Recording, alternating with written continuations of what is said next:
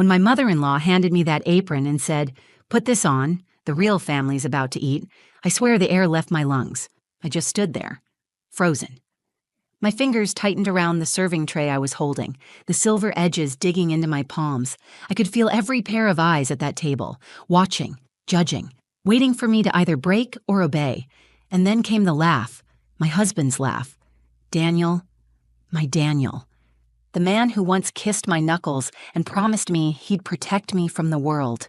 He laughed, not a belly laugh, not a snort, but a sharp, amused chuckle, like what his mother had just said was no big deal, just another quirky Elaine moment. I looked over at him, hoping, pleading, for something in his expression to tell me he saw it, that he understood how humiliating this was. But his eyes, they darted away, almost as if avoiding mine, and for a second I caught it, that flicker of guilt, barely there, but real. Still, he said nothing. A thick silence stretched across the room. You know the kind? Heavy and suffocating. The only sound was the gentle clinking of wine glasses as someone at the far end of the table tried to pretend this wasn't happening. Elaine stood tall, a perfect posture sculpted from decades of society brunches and Pilates. Her smile was tight, precise, practiced, not an ounce of warmth behind it. Her pearls caught the chandelier light, casting tiny reflections across her silk blouse. She looked down at me, not angrily, not cruelly, but like she was correcting a mistake, like I had somehow forgotten my place. And in that moment, something inside me cracked. Not loudly, not all at once, but like a hairline fracture through glass, silent, spreading.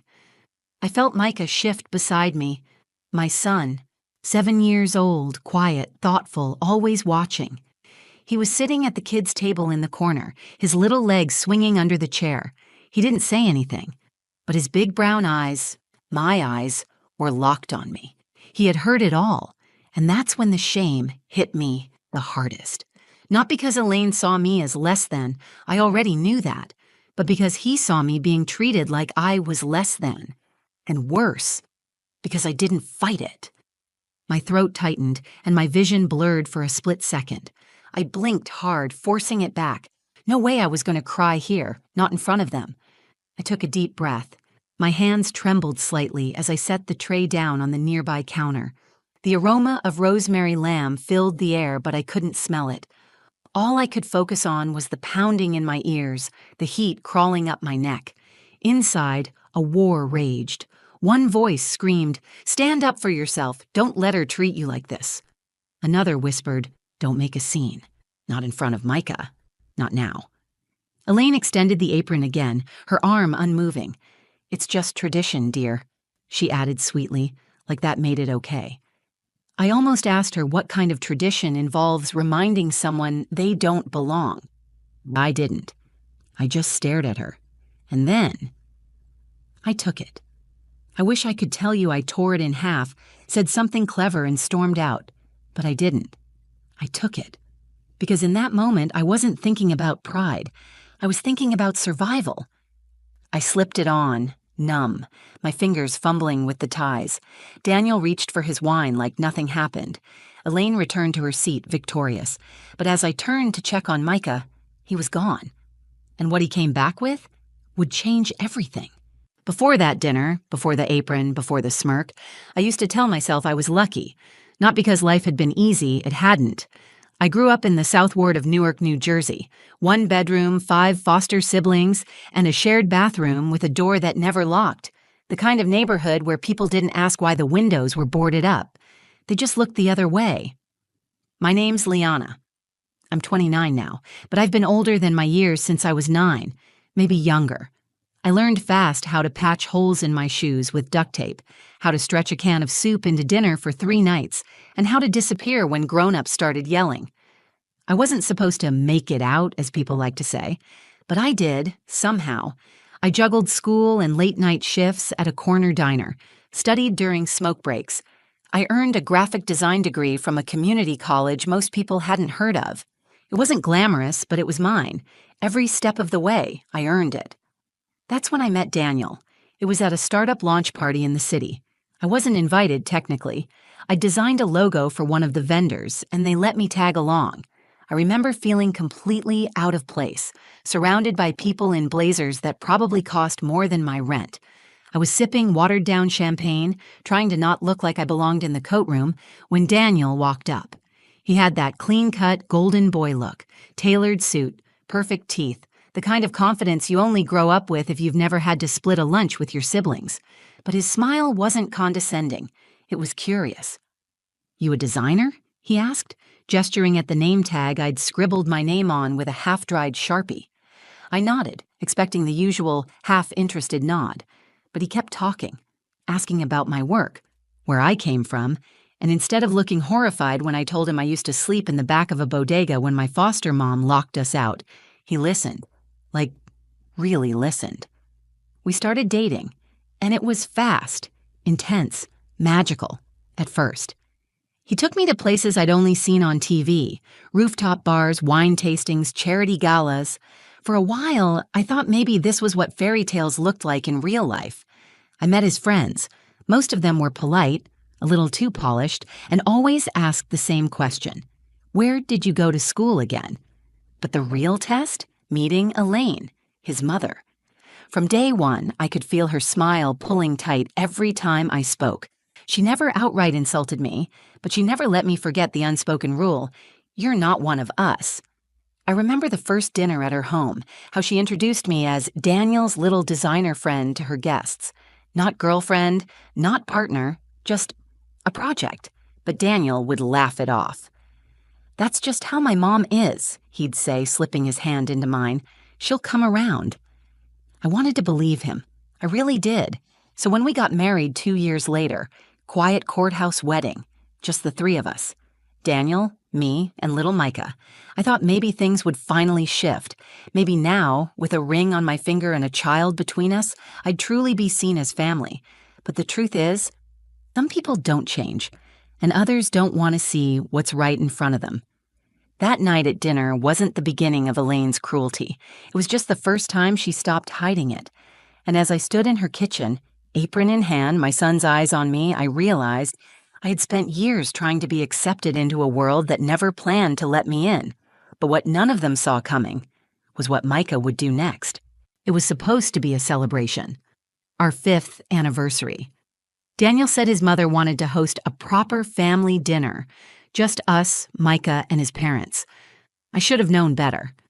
Elaine never invited people she didn't consider family, unless there was a performance to watch, and that night, I was the entertainment.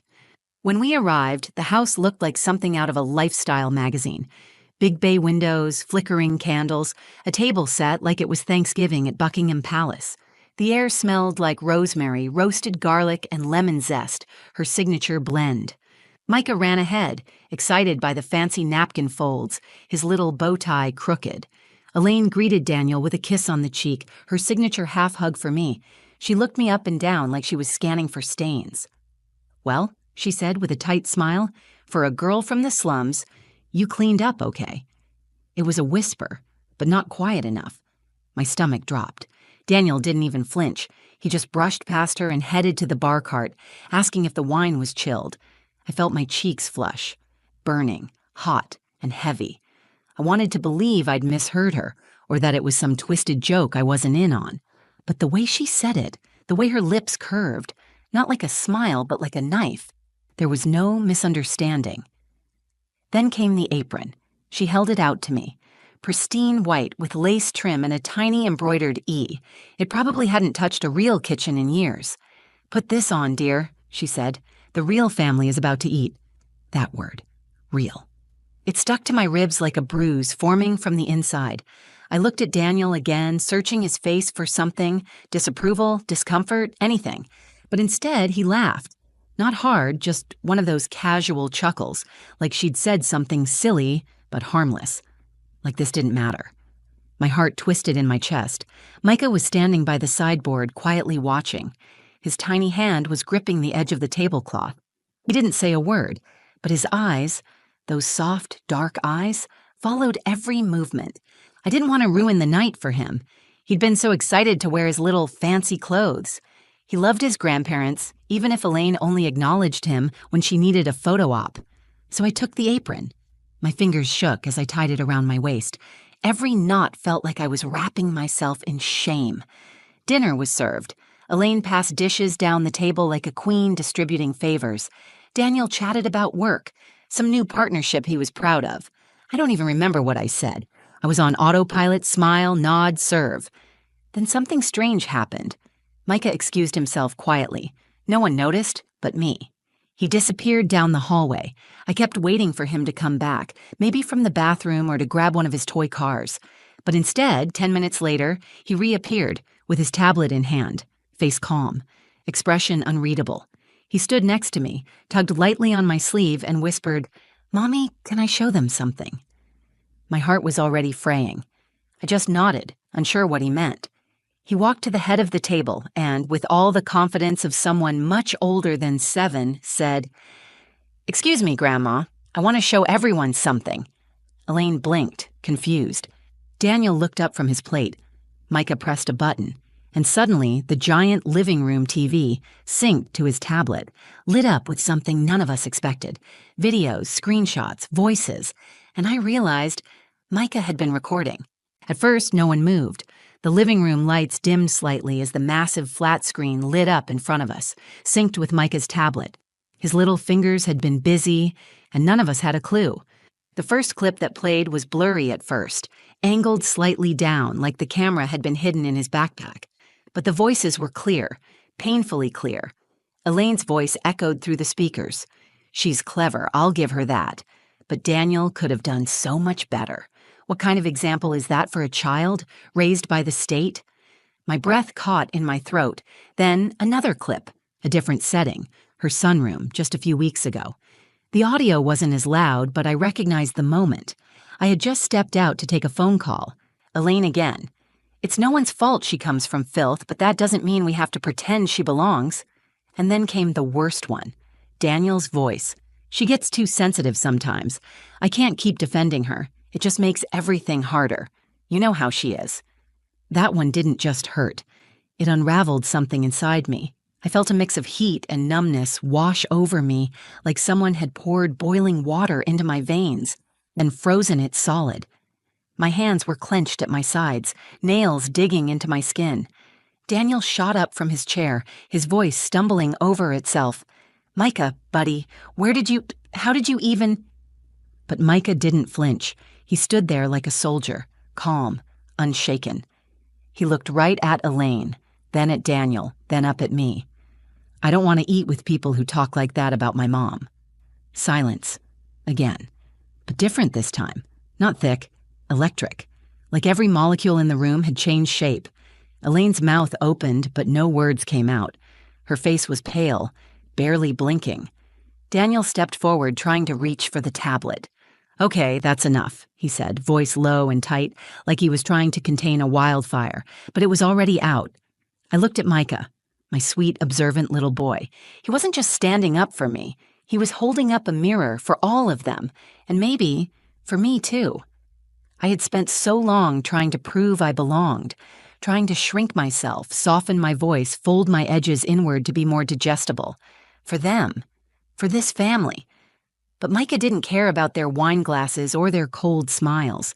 He saw the truth, and he made them look at it too. I reached down and gently took the tablet from his hands. I pressed pause. The screen froze on Elaine mid-sentence, her expression caught in a sneer. I set it on the table. Then I untied the apron, slowly, deliberately. My fingers were steady this time. Elaine finally spoke, her voice brittle. That was taken out of context.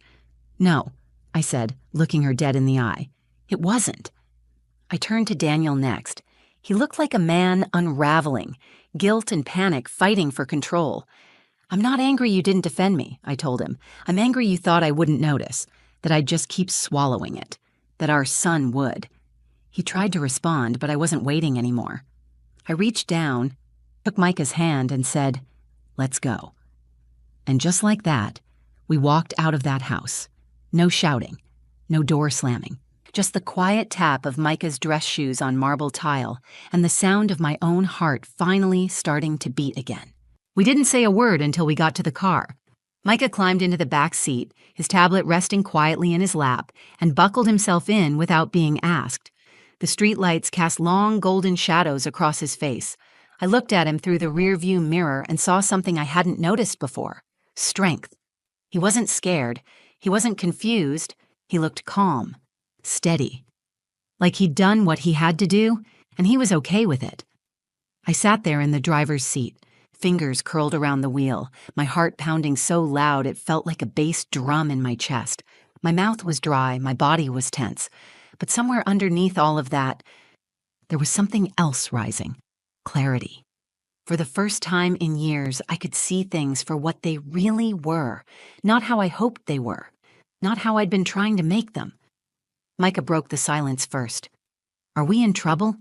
I turned in my seat, eyes stinging but smiling softly. "No, baby, we're not in trouble. You were brave. You told the truth. That's never wrong." He nodded, looking out the window. "Grandma was mean to you all the time. I heard her. I didn't like it." My chest tightened. I reached back and touched his knee. I didn't like it either. We drove home in silence, just the hum of the tires on the road and the whisper of the heater warming the car. I kept glancing at him, his head slowly leaning against the window, eyes starting to close. My boy, my little protector. When we got inside our apartment, I tucked him into bed. He wrapped his arms around me tighter than usual. "I love you, Mom," he mumbled. "I love you more," I whispered, kissing his forehead. Once he was asleep, I sat on the couch, hands folded in my lap, staring at the dark TV screen in front of me. My reflection looked tired, but not broken. Then my phone buzzed. Daniel. Of course.